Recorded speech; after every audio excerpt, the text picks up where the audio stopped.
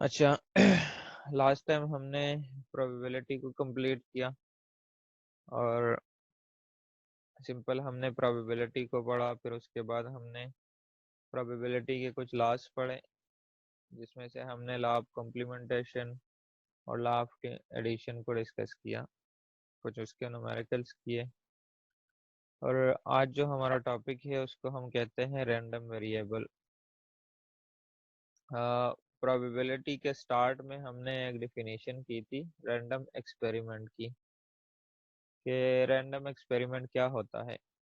आप लोगों को मैंने बताया था कि जब एक एक्सपेरिमेंट को, एक प्रोसेस को हम बार बार रिपीट करें और उसके लिए कंडीशन हम सेम रखें और वो हर बार हमें एक डिफरेंट रिजल्ट दे, तो उस किस्म के एक्सपेरिमेंट को हम रैंडम एक्सपेरिमेंट कहते हैं। अब उस रैंडम एक्सपेरिमेंट से जो हमारे पास आउटकम्स आते हैं, उस आउटकम्स को हम नाम देते हैं रैंडम वेरिएबल का। सिंपल वेरिएबल तो वो होता है ना जिसके हमारे पास वैल्यूज चेंज होती जाए विद इन इंडिविजुअल, लेकिन रैंडम वेरिएबल कौन सा वेरिएबल होगा? जो हमें रैंडम एक्सपेरिमेंट से मिला हो। ठीक है, तो रैंडम वेरिएबल के हमारे पास दो टाइप्स है, एक को हम कहते हैं डिस्क्रीट और एक को हम कहते हैं कंटिन्यूस। आप लोगों ने स्टार्ट में जब पहला लेक्चर पढ़ा था वहां पे आप लोगों ने वेरिएबल के टाइप्स पढ़े थे। दो किस्म के टाइप्स थे, एक को हम कहते थे क्वालिटेटिव वेरिएबल और दूसरे को हम कहते थे क्वांटिटेटिव वेरिएबल। ठीक है, क्वांटिटेटिव वेरिएबल के फिर फर्दर दो टाइप्स थे जिसको हम कहते होते थे डिस्क्रीट वेरिएबल और कंटिन्यूस वेरिएबल। ठीक है, तो इसी तरह ये हमारे पास वही सेम वेरिएबल है, इसका हमने जस्ट नाम चेंज किया है कि रैंडम एक्सपेरिमेंट से जो हमें रिजल्ट्स मिलते हैं उस रिजल्ट्स को हम रैंडम वेरिएबल का नाम देते हैं। ठीक है, और उसके भी हमारे पास दो टाइप से, डिस्क्रीट है और कंटिन्यूस टाइप है।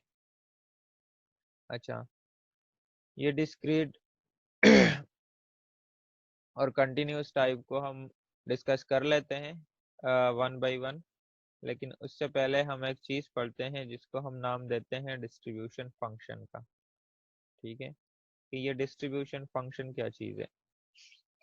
फर्दर जाके क्वेश्चन में हमने इस डिस्ट्रीब्यूशन फंक्शन को भी देखना होगा।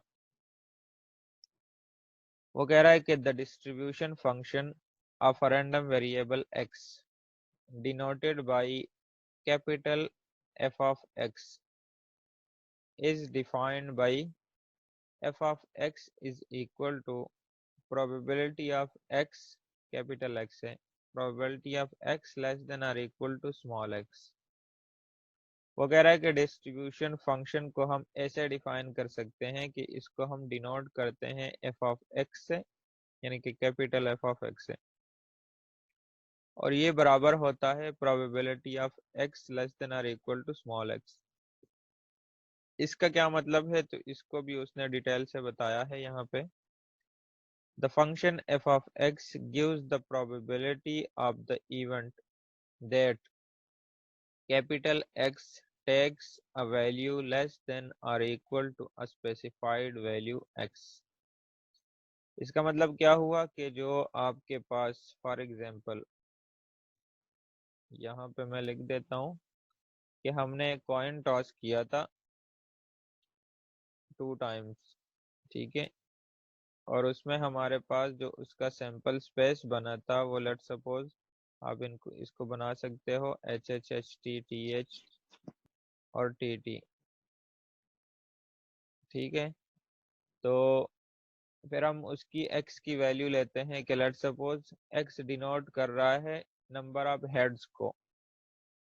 ठीक है, फॉर एग्जांपल इसको हमने x का नाम दिया वेरिएबल, जो ये डिनोट कर रहा है जिसमें कम से कम एक हेड हो। ठीक है, तो इसकी पॉसिबिलिटी क्या हो सकती है? देखो, पॉसिबिलिटी ये हो सकती है कि ये जो लास्ट के इवेंट से, लास्ट का इवेंट है TT, इसमें कोई भी हेड नहीं है। अगर कोई हेड नहीं है तो इसकी जगह पे हम 0 लिख सकते हैं। ठीक है, इसी तरह यहाँ पे हम देखें तो इसमें एक हेड है और इसमें भी एक हेड है, तो यहाँ पे हम लिख सकते हैं 1। यानी कि पहले मैं इसको एक्सप्लेन करके लिखूं कि number of heads, number of head, यानी कि x हमने एक नाम दिया वेरिएबल जो कि शो कर रहा है नंबर ऑफ हेड को। तो लास्ट का जो इवेंट है इसमें कोई हेड नहीं है, तो उसके लिए हमने 0 लिख दिया। ठीक है। इसी तरह ये जो दरमियान के दो इवेंट है इसमें सिंगल हेड है, तो इसके लिए हमने 1 लिख दिया। और यहाँ पे आपके पास दो हेड है, ठीक है, तो इसके लिए हमने लिखा 2। क्लियर है। अब ये जो हमने डेफिनेशन की है ये आप लोग को एग्जांपल से क्लियर हो जाएगी, लेकिन यहाँ से भी आप इसका आइडिया ले सकते हो कि ये जो x है इसकी वैल्यू हमारे पास आ गई है 0, 1 और 2। तो बाय डेफिनेशन वो कह रहा है कि the function f of x gives the probability of the event that x, ये आपके पास कैपिटल x है जो कि वैल्यू लेगी कौन कौन सी, ये x स्मॉल x की, जो कि एक्सपेरिमेंट पे डिपेंड करेगा कि इस स्मॉल x की कौन कौन सी हम वैल्यूज ले सकते हैं। जैसे हमने ये वाली एग्जांपल ली है उसमें हमारे पास 0, 1 और 2, तो फिर हम इसकी प्रोबेबिलिटी फाइंड करते हैं for x is equal to 0, for x is equal to 1, for x is equal to 2। वो कैसे फाइंड करेंगे, तो वो जब एग्जांपल की तरफ हम जाएंगे तो वहां से आपको ये सारी चीजें क्लियर होगी। That x takes a value less than or equal to a specified value x। और ये जो आपके पास डिस्ट्रीब्यूशन फंक्शन है, it is also called cumulative distribution function. इसको हम कैमुलेटिव डिस्ट्रीब्यूशन फंक्शन भी कह सकते हैं, और इसको हम सिंपली CDF लिखते हैं। अच्छा, उसके बाद हम आते हैं डिस्क्रीट रैंडम सर वेरिएबल। मेरी अटेंडेंस लेना, अभी मैंने ज्वाइन की है।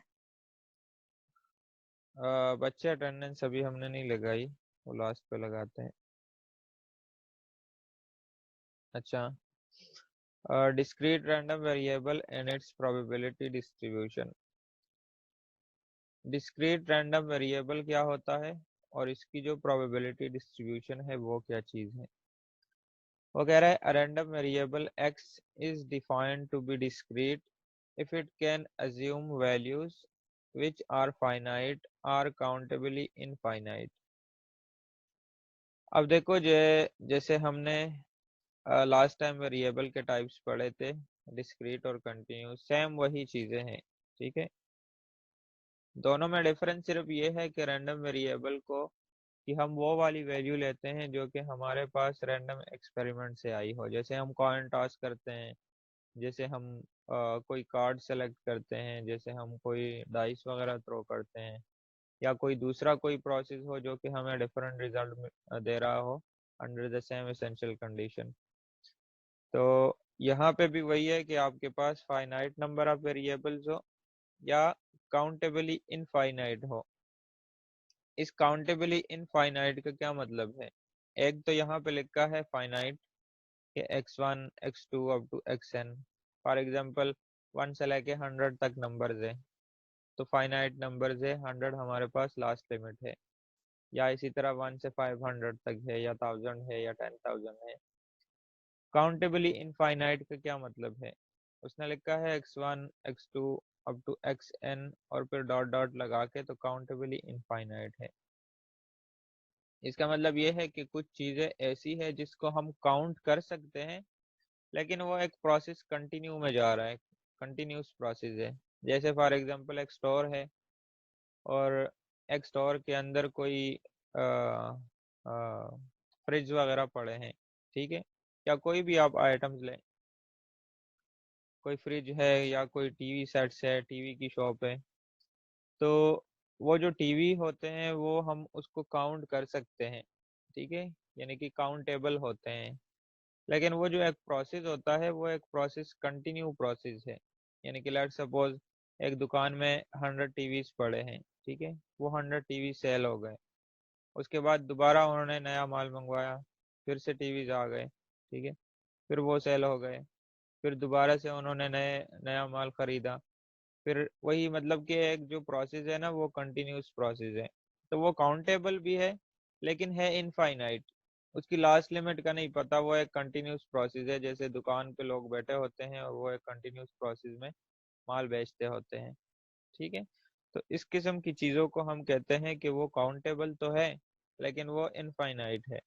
ठीक है, तो ये आपके पास है डिस्क्रीट रैंडम वेरिएबल। अच्छा,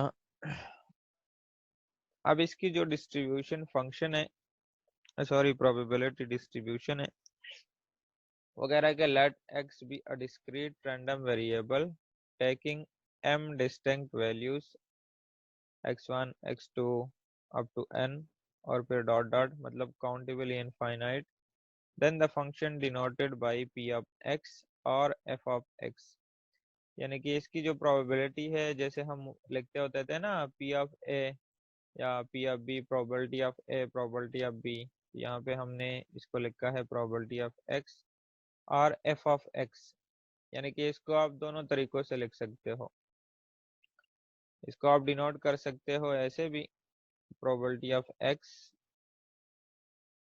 या इसको आप डिनोट कर सकते हो f ऑफ x। ठीक है, तो दोनों ये प्रोबेबिलिटी को शो करेंगे। अच्छा,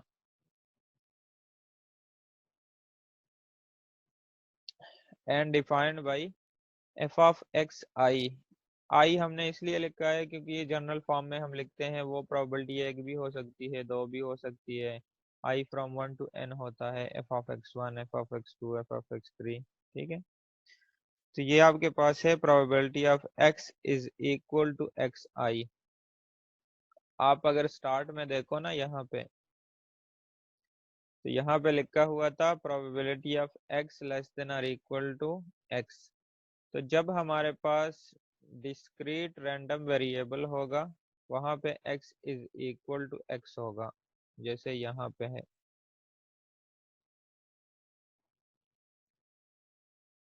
ठीक है, और जब कंटिन्यूअस टाइप होगा तो वो लेस देन या ग्रेटर देन या इंटरवल की फॉर्म में होगा।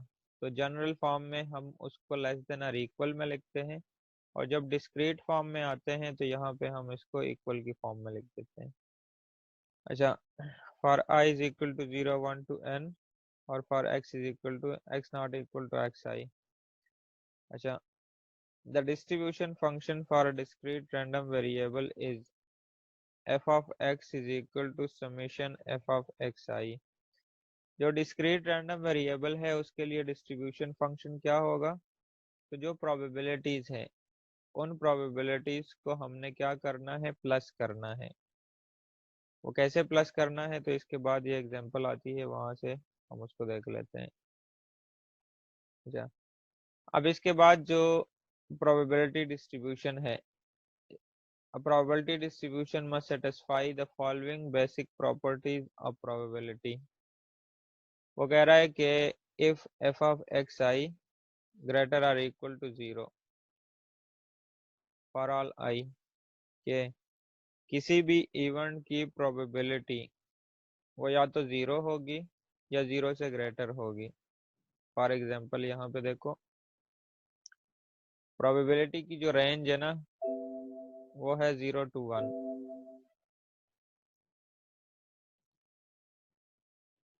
0 to 1,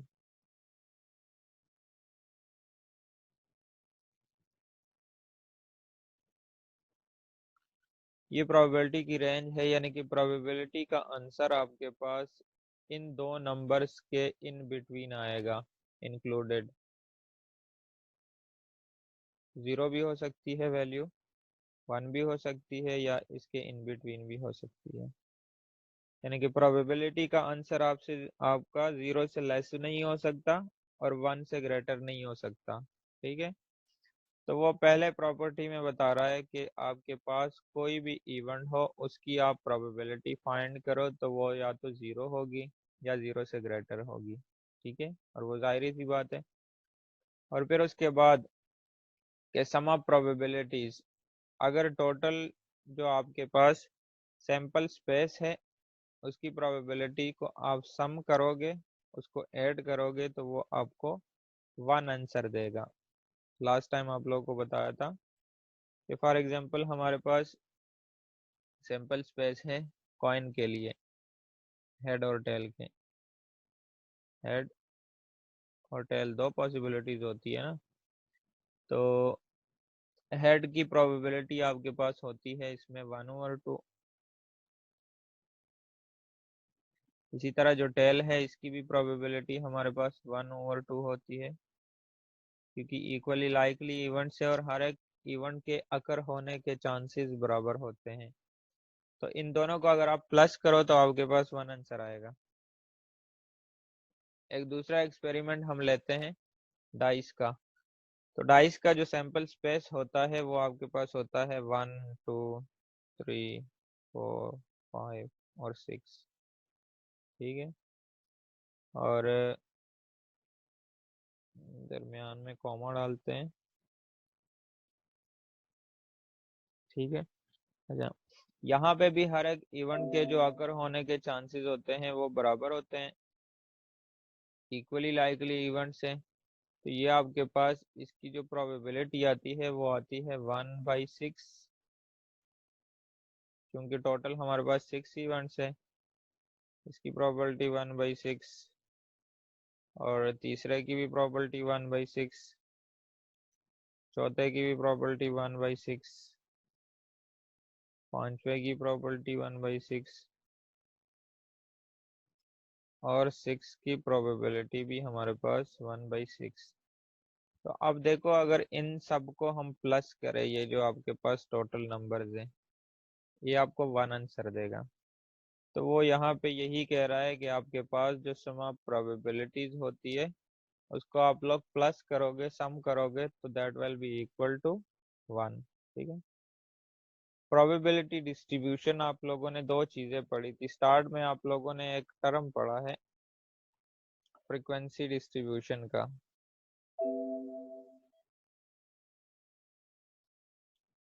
फ्रीक्वेंसी डिस्ट्रीब्यूशन, आसान अल्फाज में समझाता हूँ प्रोबेबिलिटी डिस्ट्रीब्यूशन।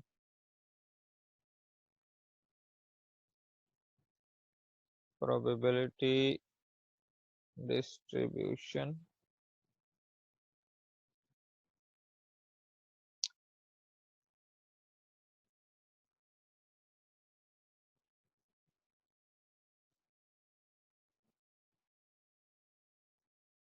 अच्छा देखो, एक है फ्रीक्वेंसी डिस्ट्रीब्यूशन और एक है प्रोबेबिलिटी डिस्ट्रीब्यूशन।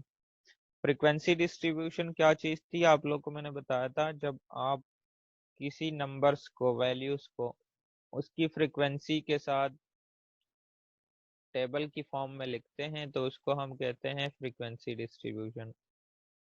फॉर एग्जांपल यहाँ पे मैं लिख देता हूँ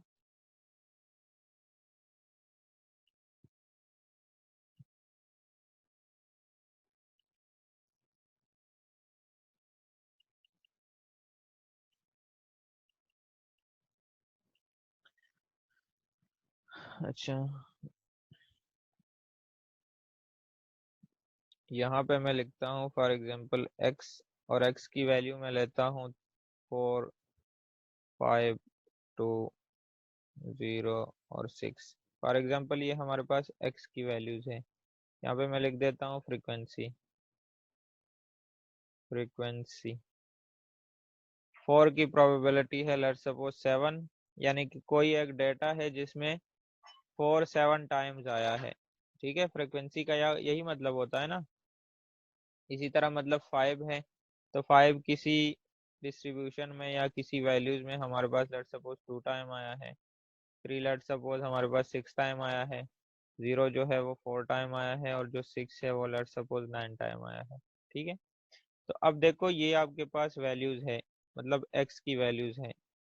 इस वैल्यूज को हमने उसकी फ्रीक्वेंसी के साथ लिखा है।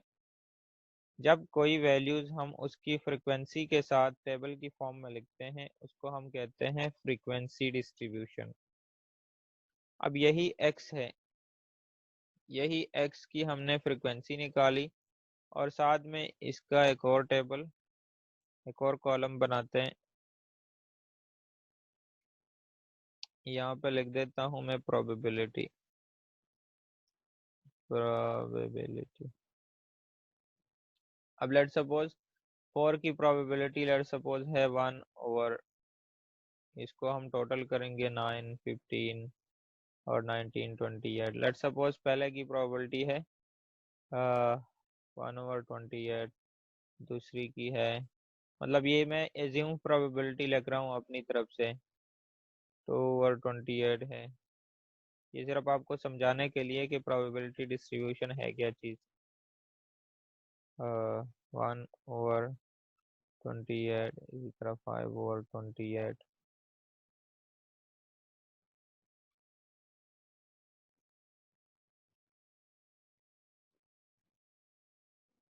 ठीक है, तो अब देखो, जब हम वैल्यूज को उसकी प्रोबेबिलिटी के साथ टेबल की फॉर्म में लिखते हैं तो इसको हम कहते हैं प्रोबेबिलिटी डिस्ट्रीब्यूशन। मतलब सिंपल सी बात है, वैल्यूज को उसकी फ्रीक्वेंसी के साथ लिखो तो फ्रीक्वेंसी डिस्ट्रीब्यूशन, वैल्यूज को उसकी प्रोबेबिलिटी के साथ लिखो तो प्रोबेबिलिटी डिस्ट्रीब्यूशन। वो कैसे बनेगी तो ये आपको क्वेश्चन से समझ आ जाएगी। अच्छा अब हम आते हैं, लिखा है फाइंड द प्रोबेबिलिटी डिस्ट्रीब्यूशन। यानी प्रोबेबिलिटी डिस्ट्रीब्यूशन का क्या मतलब होगा कि वैल्यूज को उसकी प्रोबेबिलिटी के साथ टेबल की फॉर्म में लिखो। ठीक है, वो कह रहा है find the probability distribution and distribution function for the number of heads when 3 balanced coin are tossed. वो कह रहा है कि जब हम 3 कॉइन टॉस करते हैं तो उसके लिए आप लोग प्रोबेबिलिटी डिस्ट्रीब्यूशन बनाओ for the number of heads. ठीक है, जैसे इससे पहले भी आप लोगों ने ये वाले क्वेश्चंस किए हैं। सोल्यूशन में सबसे पहले आप बनाओगे सैंपल स्पेस, कितनों के लिए, 3 बैलेंस्ड कॉइन्स के लिए, कि कॉइन को हमने 3 टाइम टॉस किया है। जब हम 3 टाइम टॉस करते हैं तो हमारे पास ये आ जाएंगे हेड और टेल पहले एक्सपेरिमेंट के आउटकम्स, दूसरे एक्सपेरिमेंट के आउटकम्स और तीसरे एक्सपेरिमेंट के आउटकम्स। आप लोगों को मैंने बताया था पहले इन दो को क्रॉस मल्टीप्लाई करते हैं, फिर उसका जो आंसर आता है उसको फिर इसके साथ क्रॉस मल्टीप्लाई करते हैं। तो ये आपके पास इसका फॉर्मूला कैसे बनता है, 2 पावर n, और चूंकि 3 टाइम हमने इसको टॉस किया है तो ये आएगा 2 पावर 3, और इसका जो सैंपल स्पेस बनेगा उसमें 8 इवेंट्स होंगे। क्लियर है, वो 8 इवेंट्स कैसे होंगे तो वो आप लोगों को बनाना आता है, 2 पावर 8, और ये आपका सैंपल स्पेस बनेगा जो कि आप ऑलरेडी प्रीवियस लेक्चर्स में बना चुके हो। ठीक है, triple H, H H T, H T H, T H H, H T T, T H T, T T H और ट्रिपल टी। तो ये लास्ट टाइम आप लोग 2-3 क्वेश्चनों में बना चुके हो। अच्छा, अब देखो कि हमने उसमें देखना क्या है। क्वेश्चन में वो कह रहा है number of heads, find the probability distribution and distribution function for the number of heads. तो हमने इस क्वेश्चन में नंबर ऑफ हेड्स को देखना है। तो हमने यहाँ पे लिखा हुआ है कि let x be the random variable. अब देखो x को हमने रैंडम वेरिएबल का नाम दिया, वो क्यों दिया, क्योंकि ये हमारे पास एक रैंडम एक्सपेरिमेंट से वैल्यू आई है। Let x be the random variable that denotes the number of heads. x वो चीज है जो कि नंबर ऑफ हेड्स को डिनोट कर रहा है। Then number of x are, तो x की वैल्यूज क्या होगी। देखो यहाँ पे लास्ट पे ट्रिपल टी है, इसमें कोई भी हेड नहीं है, तो x की वैल्यू 0 भी हो सकती है। ठीक है, क्योंकि x डिनोट कर रहा है नंबर ऑफ हेड्स को। अब लास्ट का जो इवेंट है तो इसमें कोई हेड नहीं है, उसके लिए हमने 0 लिख दिया। ठीक है, फिर उसके बाद इस इवेंट को अगर आप देखो तो ये है T T H, it mean इसमें एक हेड है, इसमें भी एक हेड है, इसमें भी एक हेड है, तो इट मीन्स के 1 की भी पॉसिबिलिटी हो सकती है। तो हमने x की वैल्यू को 1 लिख दिया। फिर उसके बाद इस वाले इवेंट में आते हैं, इसमें देखो 2 हेड है इसमें भी 2 हेड है, इसमें भी 2 हेड है, तो x की जो वैल्यू है वो 2 भी हो सकती है, और ये जो इवेंट है इसमें आपके पास 3h है, तो x की पॉसिबिलिटी में 3 भी हो सकता है। अब 3 से ज़्यादा हम वैल्यू नहीं ले सकते, क्योंकि सैंपल स्पेस के अंदर नंबर ऑफ हेड्स में हमारे पास 4 हेड नहीं है, ठीक है, तो हम 3 तक लेके इसको स्टॉप कर देंगे। एंड देयर प्रोबेबिलिटीज आर, अब ये जो हमने वैल्यूज ली है, ये 0, ये 1, ये 2 और 3, इसकी प्रोबेबिलिटी क्या है, तो अब हम उसकी प्रोबेबिलिटीज लिख रहे हैं। एफ ऑफ 0 यानी कि प्रोबेबिलिटी ऑफ 0, ठीक है, ये इस वाले 0 की, तो probability of x is equal to 0, यानी वो जो पहले आप लोगों ने लिखा था ना डिस्ट्रीब्यूशन फंक्शन में कि x लेस देन और इक्वल टू x, तो ये आपके पास वो x है अभी जो आप लोगों ने डिस्ट्रीब्यूशन फंक्शन में प्रीवियस डिस्कस किया। अब x की वैल्यू हमारे पास यहाँ पे 0, 1, 2 और 3 हम लेंगे। x इज इक्वल टू 0, जब x को हम 0 लेते हैं तो वो कौन सा इवेंट है, वो ये इवेंट है प्रोबेबिलिटी ऑफ टी जो ये है, और वो सिंगल इवेंट है एक ही, तो इसकी प्रोबेबिलिटी आ जाएगी 1/8। जब कॉल कटेगी तो आप लोग दोबारा ज्वाइन कर लेना, ठीक है। अच्छा सर ये 8 कहाँ से आया? 8 ये टोटल है ना, 1 2 3, टोटल सैंपल स्पेस आपके पास 8 है। जैसे आप लोग प्रोबेबिलिटी लिखते थे ना m ओवर n, वो n आपके पास टोटल होता था, ये आपके पास सिंगल इवेंट है तो इसकी प्रोबेबिलिटी आ गई 1/8, ये टोटल। सर ये तो 6 बन रहे हैं ना? 6 कैसे बन रहे हैं, 8 है, काउंट करो ये- इसको, ठीक है, ये 1 2 3 4 5 6 7 8, ठीक है। सही, अच्छा ठीक है सर। ये कॉल को मैं काट देता हूँ, दोबारा आप लोग ज्वाइन करें, फिर इसको स्टार्ट करते हैं।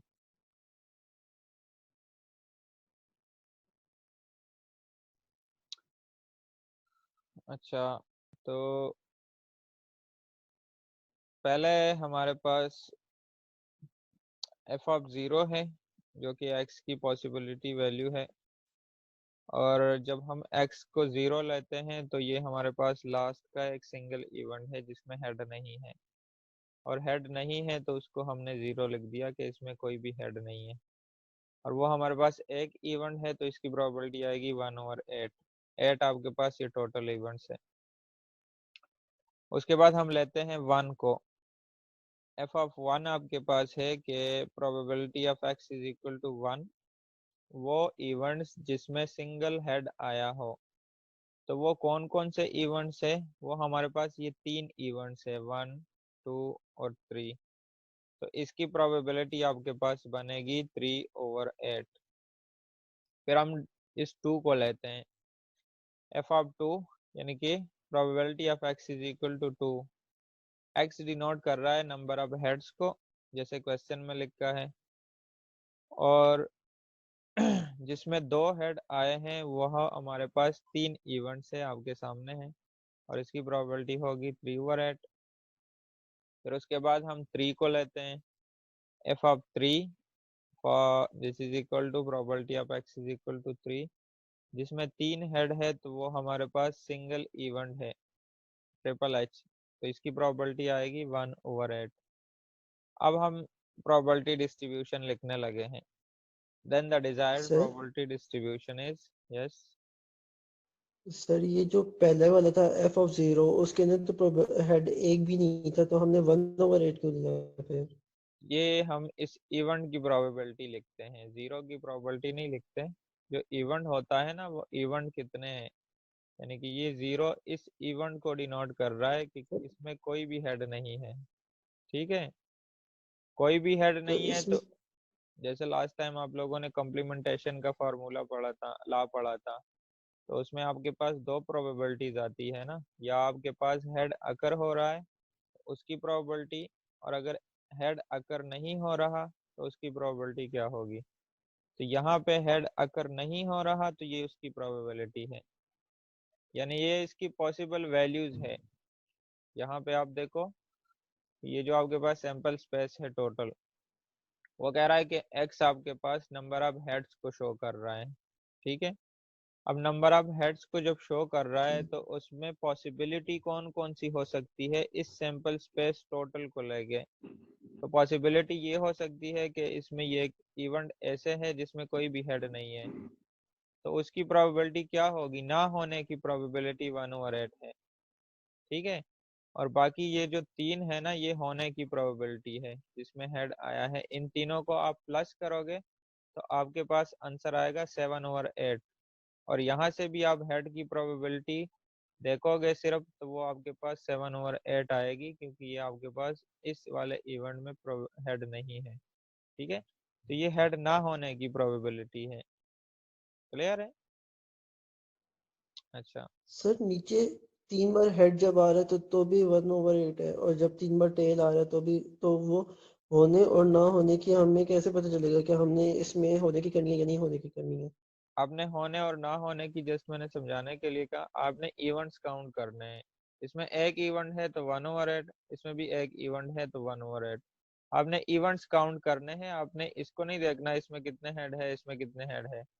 कितने हेड है वो यहाँ से आपको डिनोट होगा कि इसमें सिंगल हेड है, तो सिंगल हेड के कितने इवेंट्स है। जिसमें एक हेड आ रहा है वो आपको यहाँ से जब आप सैंपल स्पेस बनाओगे तो वहां से आपको क्लियर होगा। सबसे पहले आप सैंपल स्पेस बनाओगे, फिर आप उसमें पॉसिबिलिटी देखोगे, लास्ट इवेंट में कोई भी हेड नहीं है उसको 0 लिखो। फिर दूसरी पॉसिबिलिटी देखो कि जिसमें सिंगल एक हेड है तो उसको 1 लिखा, जिसमें 2 हेड है उसके लिए 2 लिख दिया, जिसमें 3 हेड है उसके लिए 3 लिख दिया।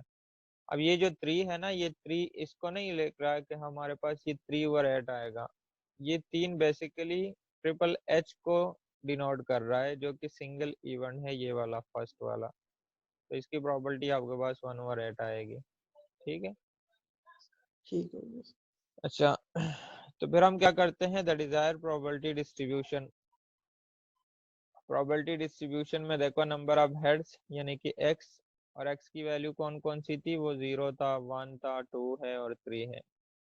0 की उसकी प्रोबेबिलिटी हमने साथ में लिखी, 0 की प्रोबेबिलिटी 1/8 जो आपके पास ये आई है, 1 की प्रोबेबिलिटी 3/8 आपके पास ये वाली, 2 की प्रोबेबिलिटी और 3 की प्रोबेबिलिटी। तो जब हम वैल्यूज को यानी कि x की वैल्यूज को उसकी प्रोबेबिलिटी के साथ इस तरह लिखते हैं टेबल की फॉर्म में, इसको कहते हैं प्रोबेबिलिटी डिस्ट्रीब्यूशन। क्लियर है? पहले हमने नंबर्स को फ्रीक्वेंसी के साथ लिखा था तो उसको हमने नाम दिया था फ्रीक्वेंसी डिस्ट्रीब्यूशन का। अब हमने वैल्यूज को उसकी प्रोबेबिलिटी के साथ लिखा है तो उसको हमने नाम दिया है प्रोबेबिलिटी डिस्ट्रीब्यूशन का, ठीक है। अब हम जाते हैं, क्वेश्चन में 2 पार्ट्स थे। पहले में वो कह रहा है find the probability distribution and distribution function. तो प्रोबेबिलिटी डिस्ट्रीब्यूशन तक तो हमने इसको कर लिया सॉल्व। अब हम बनाने लगे हैं डिस्ट्रीब्यूशन फंक्शन को, और डिस्ट्रीब्यूशन फंक्शन को हमने नाम दिया था यहाँ पे कि it is also called cumulative distribution function. Cumulative का मतलब होता है जब फ्रीक्वेंसी को आप लोग क्यूमुलेटिव एक कॉलम बनाते थे, यानी कि नेक्स्ट वैल्यू को जब लिखते थे तो उसमें प्रीवियस वैल्यू को ऐड करते थे। तो इसी तरह यहाँ पे भी होगा।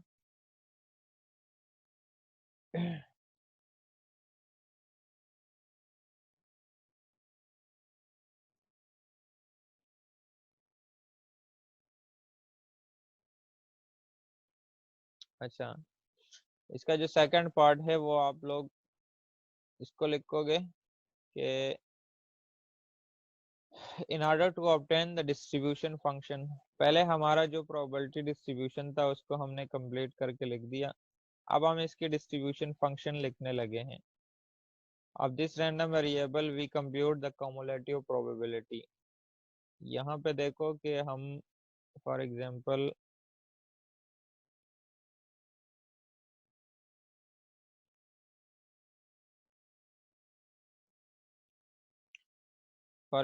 यहाँ पे हमारे पास फ्रीक्वेंसी का एक कॉलम है, फ्रीक्वेंसी,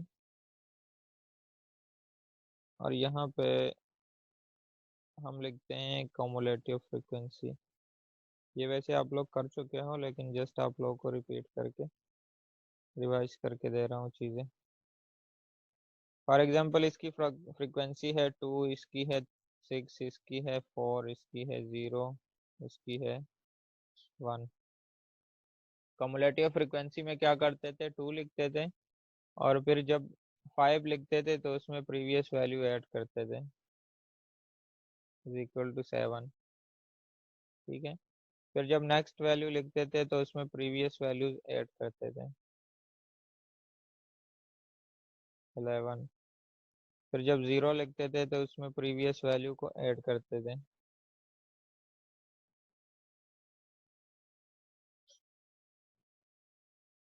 तो टोटल आपके पास कितने हैं, इसको आप काउंट करें।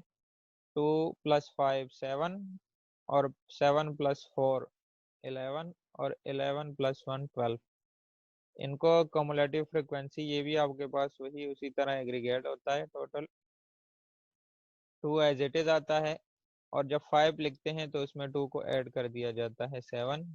फिर जब 4 लिखते हैं तो उसमें प्रीवियस वैल्यू ऐड करते हैं, 11। फिर जब 0 लिखते हैं उसमें प्रीवियस वैल्यू ऐड होती है, 11, और 1 + 11 इज इक्वल टू 12। तो इसी तरह जो आपके पास डिस्ट्रीब्यूशन फंक्शन है, डिस्ट्रीब्यूशन फंक्शन के लिए हम क्या करते हैं, कमुलेटिव प्रोबेबिलिटी लिखते हैं, यानी कि पहली प्रोबेबिलिटी एज इट इज, और जब दूसरी प्रोबेबिलिटी लिखनी हो तो उसमें प्रीवियस प्रोबेबिलिटी को ऐड किया जाता है। ठीक है, कमुलेटिव प्रोबेबिलिटी f(xi).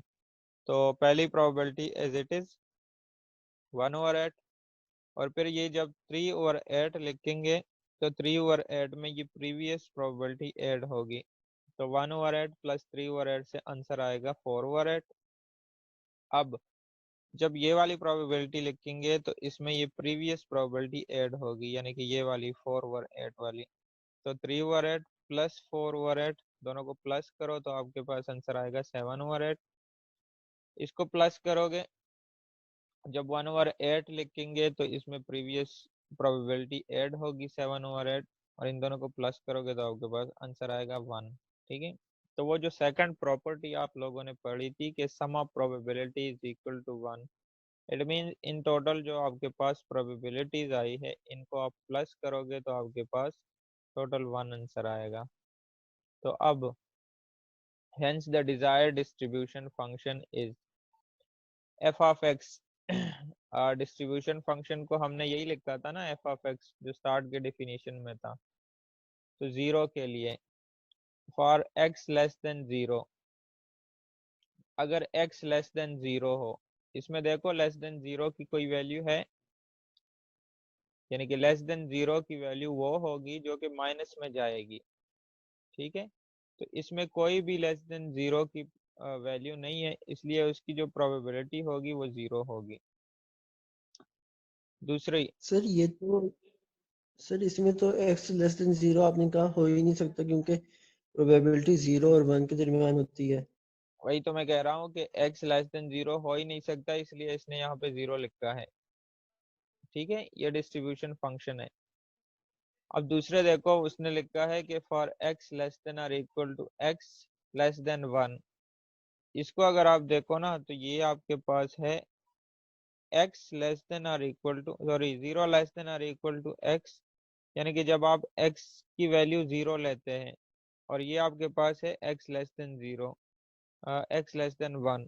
जब x लेस देन 1 हो तो वो कहाँ तक वैल्यू जाती है, वो 0 तक जा सकती है।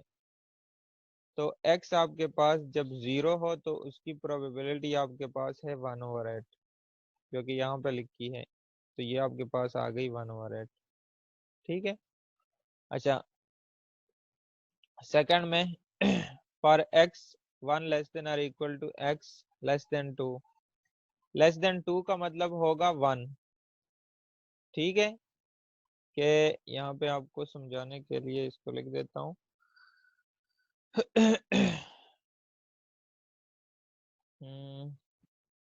0 लेस देन और इक्वल टू x और लेस देन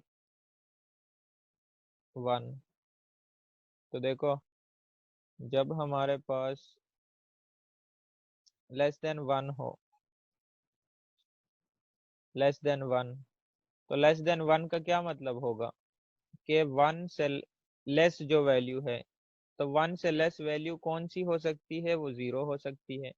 ठीक है, तो आपने कौन सी वैल्यू लेनी है, ये 0 वाली, और 0 की प्रोबेबिलिटी आपके पास क्या है, वो 1/8 है। अब इसको देख लेते हैं, सेकंड वाले को। सेकंड में है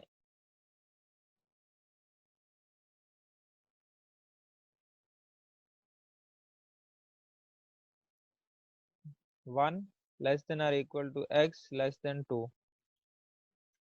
अब लेस देन 2 का क्या मतलब है, लेस देन 2 में कौन कौन सी वैल्यू आएगी, एक 0 आएगा और एक वैल्यू आएगी 1।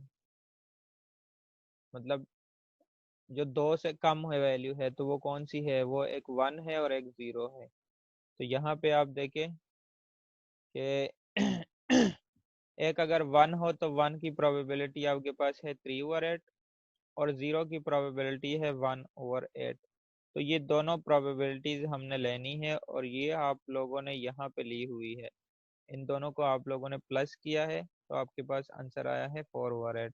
तो ये आपके पास 1 की प्रोबेबिलिटी है 4/8।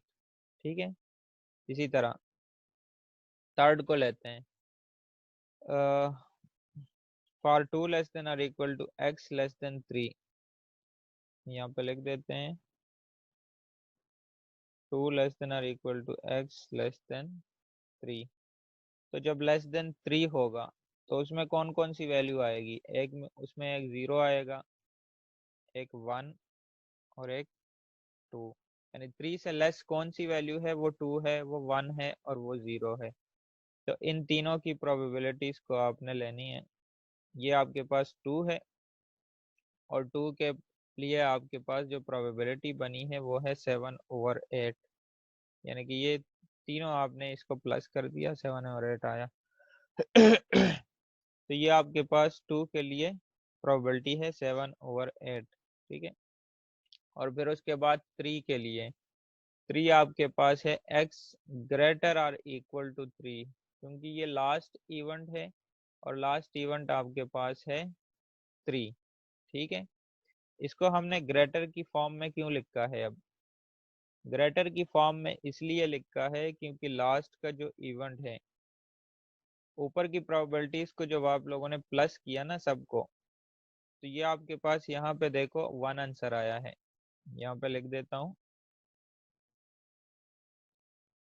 x ग्रेटर और इक्वल टू 3, और इसका जो आंसर आया है प्रोबेबिलिटी का वो 1 है। अब आप देखो कि इसको हमने ग्रेटर और इक्वल की फॉर्म में क्यों लिखा है, इक्वल की फॉर्म में तो इसलिए लिखा है क्योंकि यहाँ पे x इज इक्वल टू 3 है।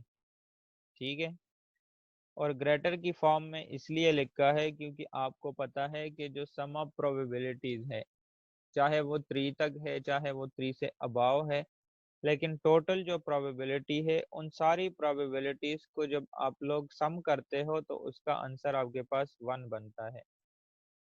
चाहे वो प्रोबेबिलिटी 3 हो, चाहे वो प्रोबेबिलिटी 100 हो, चाहे वो 200 हो, सारी प्रोबेबिलिटीज को जब आप लोग प्लस करते हो तो आपके पास आंसर 1 ही आता है। ठीक है, इसलिए इसको हमने ग्रेटर की फॉर्म में लिखा है कि चाहे 3 है या 3 से ग्रेटर हो, उन सारी प्रोबेबिलिटीज को जब आप लोग प्लस करोगे तो आपके पास 1 आंसर आएगा। तो इसलिए हमने इसको ग्रेटर की फॉर्म में लिखा है, और ये लास्ट इवेंट आपके पास इसी तरह ग्रेटर की फॉर्म में आएगा। तो ये आपके पास डिस्ट्रीब्यूशन फंक्शन था, और डिस्ट्रीब्यूशन फंक्शन के लिए सबसे पहले आप लोग कम्युलेटिव का टेबल बनाओगे, यानी प्रोबेबिलिटी तो आपके पास आ जाएगी प्रीवियस से, उस प्रोबेबिलिटीज का आप लोगों ने कम्युलेटिव प्रोबेबिलिटी का कॉलम बनाना है, और उसके लिए आप लोगों ने जस्ट ये चीज लिखनी है जिसको हम डिस्ट्रीब्यूशन फंक्शन कहते हैं। ठीक है, अच्छा जी। सर ये अगर जैसे 7/8 है, या ये सारी वैल्यूज पॉइंट्स में भी आ सकती है ना? हाँ जी, ये पॉइंट्स में भी आ सकती है, इसको आप पॉइंट्स में भी लिखो और लास्ट पे उसको प्लस करो तो आपके पास वही 1 आंसर आएगा। लेकिन इसको पॉइंट में लिखने की जरूरत नहीं, या आप लोग इस तरह ही सिंपली उसको फ्रैक्शन की फॉर्म में लिखा करें। ठीक है, ठीक है। अच्छा, ये एक और क्वेश्चन करते हैं इस पे और फिर इसको स्टॉप कर लेते हैं। Find the probability distribution of sum of dots when two fair dice are thrown. वो कह रहा है कि प्रोबेबिलिटी डिस्ट्रीब्यूशन बनाओ किस चीज के लिए? Sum of dots when two fair dice are thrown. जब दो डाइस को हम थ्रो करते हैं तो उसके लिए प्रोबेबिलिटी डिस्ट्रीब्यूशन बनाओ। और आप लोगों को पता है कि जब हम दो डाइस थ्रो करते हैं तो हमारे पास सैंपल स्पेस बनता है 36 का। ठीक है। और फिर सेकंड दूसरे पार्ट में वो पूछ रहा है कि यूज द प्रोबेबिलिटी डिस्ट्रीब्यूशन। यहाँ तक वो कह रहा है कि जो आप लोगों ने प्रोबेबिलिटी डिस्ट्रीब्यूशन बनाई है उसको यूज करके to find the probability of obtaining a sum of 8 और 11, इसकी प्रोबेबिलिटी फाइंड करो। A sum that is greater than 8, वो वाले इवेंट्स की प्रोबेबिलिटी फाइंड करो जिसका सम 8 से ज्यादा हो। A sum that is greater than 5, जो 5 से ज्यादा हो। A sum of that is greater than 5 but less than और इक्वल टू 10, 5 से ग्रेटर हो और 10 से लेस हो या उसके इक्वल हो तो उसकी प्रोबेबिलिटी फाइंड करो। कैसे फाइंड होगी सोल्यूशन में देख लेते हैं। अच्छा, सोल्यूशन में सबसे पहले आप लोग लिखोगे सैंपल स्पेस। यहाँ पे लाइन कोई भी नहीं लिखी तो आप लोग लिखोगे the sample space for the given question is capital S is equal to this. ठीक है। अब आप देखो कि हमने इसमें से पॉसिबिलिटी देखनी है, यानी कि हमने इसमें से x की वैल्यूज निकालनी है। ठीक है। अब x की वैल्यूज को हम कैसे निकालेंगे, तो वो हम क्वेश्चन की तरफ जाते हैं दोबारा। Find the probability distribution of sum of dots. Sum of dots का मतलब होगा ये आपके पास डॉट्स है 1 और 1। वो कह रहा है इन दोनों का सम करो, इन दोनों का सम करो, इन दोनों को सम करो, इन दोनों को सम करो, ये जितने भी है 36 तक, और इसकी प्रोबेबिलिटी डिस्ट्रीब्यूशन बनाओ। तो हम उसमें से x की पॉसिबिलिटी पहले देखेंगे कि x की पॉसिबिलिटीज में कौन कौन सी वैल्यूज आ सकती है। देखो 1 और 1 को जब हम प्लस करते हैं तो हमारे पास आंसर आता है 2। आप लोग यहाँ पे लिखोगे the possible values for x, या आप पहले इसको लिखोगे, यहाँ पे मैं लिख देता हूँ।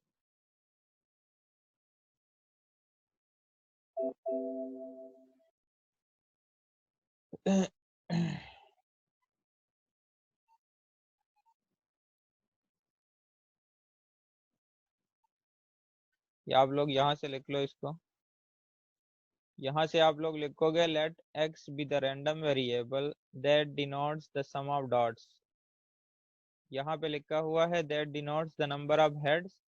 आप दूसरे क्वेश्चन के लिए लिखोगे let x be the random variable that denotes the sum of dots, then number of x r, और उसके बाद r के बाद आप लोग ये लिखोगे x इज इक्वल टू 2। 1 और 1 को हमने प्लस किया तो 2 आंसर आया। 1 और 2 को प्लस कर दिया 3 आंसर आया। 1 3 को प्लस किया 4 आया। 1 4 को प्लस किया 5 आ गया। 1 5 को प्लस किया 6 आया। 1 6 को प्लस किया 7 आ गया। फिर उसके बाद 2 1 को प्लस करने की जरूरत नहीं क्योंकि वो 1 2 से आंसर आया है हमारे पास 3। इसी तरह 2 2 का भी आंसर 4 आया है 1 3 से, यानी कि एक वैल्यू को सिर्फ एक बार लेनी है। फिर हम उसमें बाद में देखेंगे कि 4 किन किन वैल्यू से आ रही है, तो वो सारे वैल्यूज फिर हम बाद में काउंट करेंगे। पहले हम जस्ट वो पॉसिबिलिटीज देखते हैं। अच्छा, फिर उसके बाद 2 और 4 से 6 आता है, वो भी लिखने की जरूरत नहीं क्योंकि वो ऑलरेडी मौजूद है।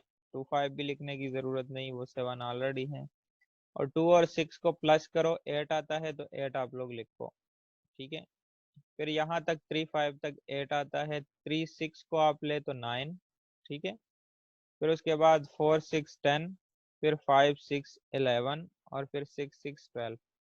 तो ये यहाँ तक 12 तक आपके पास पॉसिबिलिटीज है कि x की ये वाली वैल्यूज हो सकती है। क्लियर है? अब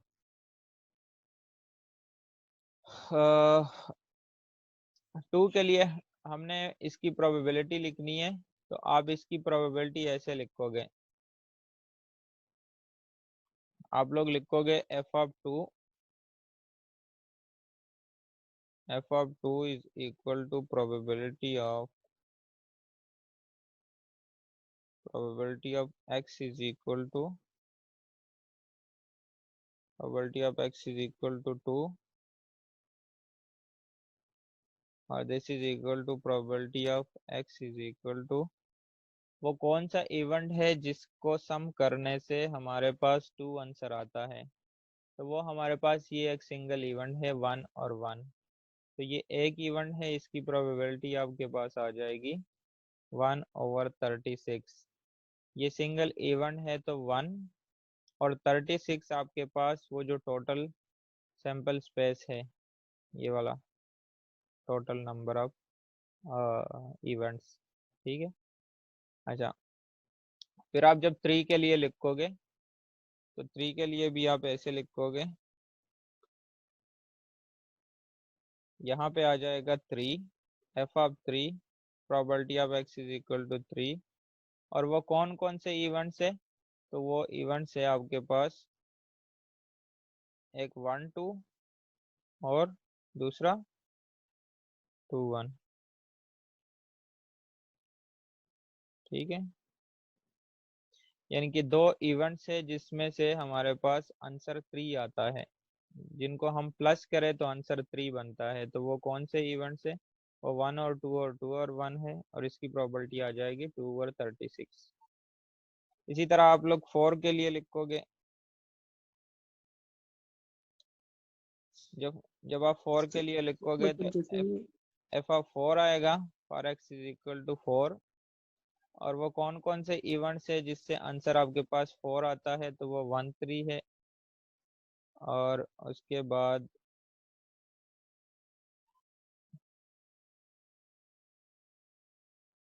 एक 2 और 2 है जिससे आंसर 4 बनता है और एक 3 और 1 है जिससे आंसर 4 बनता है। ठीक है, तो ये आपके पास इसकी प्रोबेबिलिटी आ जाएगी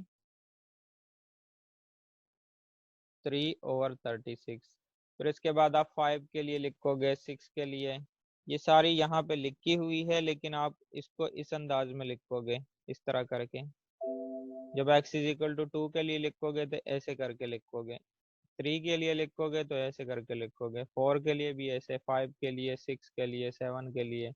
यहाँ पे जस्ट उन्होंने आपको एक क्लू दिया है कि आप इस तरह इसको लिख सकते हो।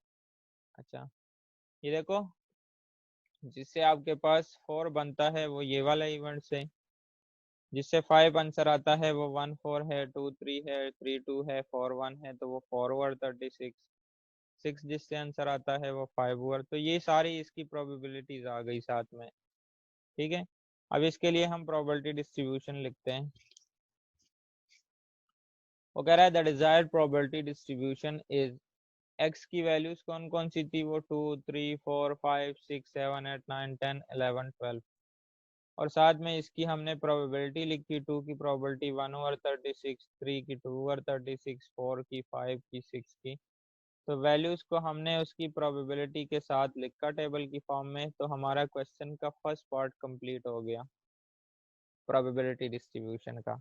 ये हमने प्रोबेबिलिटी डिस्ट्रीब्यूशन बनाई। ठीक है, अब हम जाते हैं सेकंड पार्ट की तरफ। वो कह रहा है कि क्वेश्चन की तरफ जाते हैं पहले। वो कह रहा है यूज द प्रोबेबिलिटी डिस्ट्रीब्यूशन। वो कह रहा है कि जो आप लोगों ने प्रोबेबिलिटी डिस्ट्रीब्यूशन बनाई है उसको यूज करो और ये जो चीजें गिवन है इसकी प्रोबेबिलिटीज फाइंड कर लो। वो कर लेते हैं।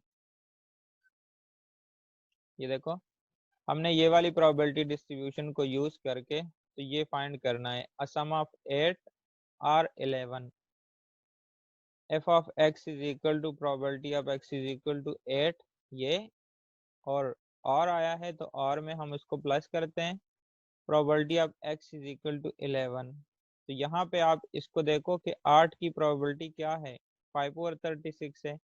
यहाँ पे हमने इसको लिख दिया 5/36 प्लस 11 की प्रोबेबिलिटी क्या है, 11 की प्रोबेबिलिटी यहाँ से उठाओ 2/36, दोनों को प्लस करो, आपके पास पहले स्टेटमेंट की प्रोबेबिलिटी आ जाएगी 7/36। ठीक है। अच्छा दूसरे को देखो, अ सम ग्रेटर देन 8, तो f of x, probability of x greater than 8, यानी कि 8 से जो ग्रेटर वाली प्रोबेबिलिटी है, ये आप देखो ये 8 की प्रोबेबिलिटी है 8 की, और इससे ग्रेटर कौन कौन सी वैल्यू है, 9 है, 10 है, 11 है और 12 है। तो ये सारी प्रोबेबिलिटीज हम लेंगे 4/36, 2/36, 2/36 और 1/36। इन चारों प्रोबेबिलिटीज को जब हम प्लस करेंगे तो सेकंड स्टेटमेंट की प्रोबेबिलिटी आ जाएगी। देखो x ग्रेटर देन 8, तो ये 9 की प्रोबेबिलिटी है, ये 10 की प्रोबेबिलिटी है, ये 11 की प्रोबेबिलिटी है, ये 12 की प्रोबेबिलिटी है। ठीक है, इस सारों को प्लस करो तो आपके पास ये 10/36, इसको सिंप्लीफाई करो, ये आंसर आएगा। और लास्ट की स्टेटमेंट है सम ग्रेटर देन 5, यानी कि 5 से ग्रेटर। तो 5 से ग्रेटर कौन कौन सी वैल्यूज है, वो 6 है, वो 7 है, वो 8 है, वो 9 है, और यहाँ पे लिखा है एंड लेस देन 10, जो 10 से लेस है। तो 10 से लेस कौन सी वैल्यू हो सकती है, वो 9 हो सकती है, 8 हो सकती है, 7 हो सकती है, 6 हो सकती है, और कहाँ तक, 5 तक। लेकिन 5 नहीं आएगा उसमें और 10 भी नहीं आएगा, तो कौन कौन सी वैल्यू आएगी, 6, 7, 8 और 9। तो ये 6 की प्रोबेबिलिटी है, ये 7 की प्रोबेबिलिटी है, ये 8 की प्रोबेबिलिटी है, ये 9 की प्रोबेबिलिटी है। इन सबको प्लस करो। ये प्रोबेबिलिटी कहाँ से आई है, तो ये प्रोबेबिलिटी आप लोग ये टेबल से उठाओगे। ये देखो, ये 6 की प्रोबेबिलिटी है, ये 7 की प्रोबेबिलिटी है, ये 8 की प्रोबेबिलिटी है, ये 9 की। इन चारों को प्लस करो तो आपके पास इस वाले स्टेटमेंट की प्रोबेबिलिटी आ जाएगी। और ये क्वेश्चन आप लोगों ने ये यहाँ sum greater than equal to होता फिर इक्वल टू होता तो फिर आप उसमें 10 की प्रोबेबिलिटी भी इंक्लूड कर लेते हैं। अगर ये ऐसे होता ना, sum greater than 5 or equal to and less than or equal to 10, तो फिर उसमें 5 और 10 की भी ऐड कर देते हैं। यहाँ पे फिर प्लस में 5 की प्रोबेबिलिटी आ जाती, और यहाँ पे साथ में प्लस में 10 की भी प्रोबेबिलिटी आ जाती। ठीक है, सही है। ठीक हो गया, ठीक है। तो ये क्वेश्चन 2-4 है, इसको आप लोग अच्छी तरह समझे, इसको आप सुनो दोबारा, रिकॉर्डिंग भी सुन लो, और क्वेश्चन को अच्छी तरह आप लोग इसको उठा के जब अपने नोट्स में लिखोगे ना, तो इसको आपने समझ समझ के लिखना है। फिर बाद में इंशाल्लाह कोई प्रॉब्लम होगी तो उसको रिवाइज कर लेंगे।